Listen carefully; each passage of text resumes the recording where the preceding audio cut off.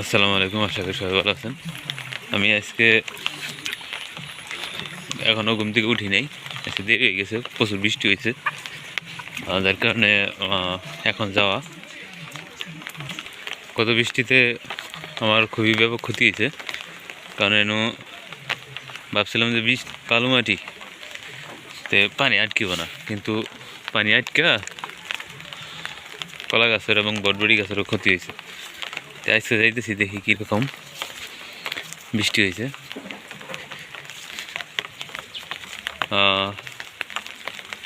দেখা যাইতেছে আসলে ভালো মাটি, এই জন্য হয়তো তেমনটা পানি আজকে জমে নাই। বৃষ্টি ইদানিং যাই হয়, গতবারের চাইতে হয়তো বৃষ্টিটা কমই হয়েছে। আর রাত্রে দেখা গেল যে প্রচুর বৃষ্টি, কিন্তু এসে দেখি তেমনটা ভালো মতো হয়তো বা বৃষ্টি তেমনটা পানি জমে না।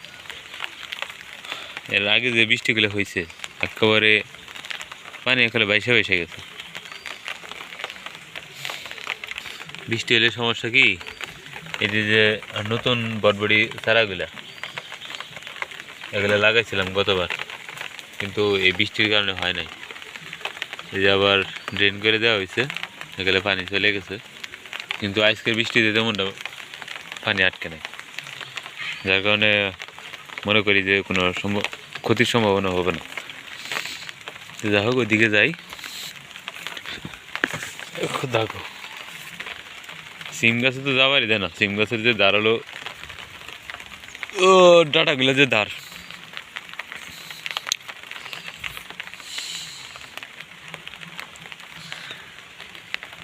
গতকালকে এবং কালকের আগের দিন যে যে একটা রোদ, তাতে ভাবছিলাম যে না, এখানে আমার পানি দিতে হবো, কিন্তু বিশেষ করে পানি দেওয়া লাগে না। এখানে ইদানিং যে আবহাওয়াগুলা, এই আবহাওয়ার কোনো গ্যারান্টি নাই।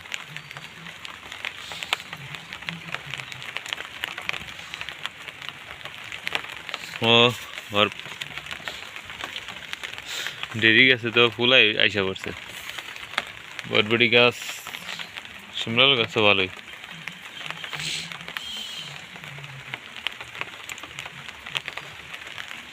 যে আপনারা যেটা দেখতে চাইতেছেন, এই যে রশি টানায় হয়তো বটবটি গাছ উঠাই দিছি।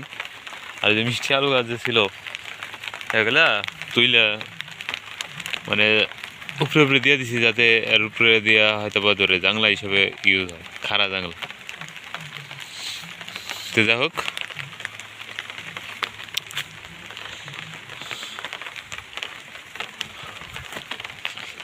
আর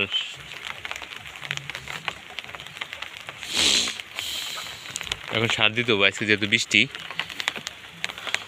এই সার দেয় নেই তেমনটা। যখন বৃষ্টি হয় তখন বৃষ্টির ছেড়ে ছেড়ে গেলে হয়তো সারটা দিয়ে দিই।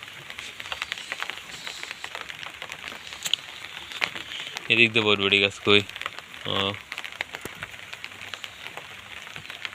অনেক বটবটি গাছ হয়ে গেছে আবার নতুন করে।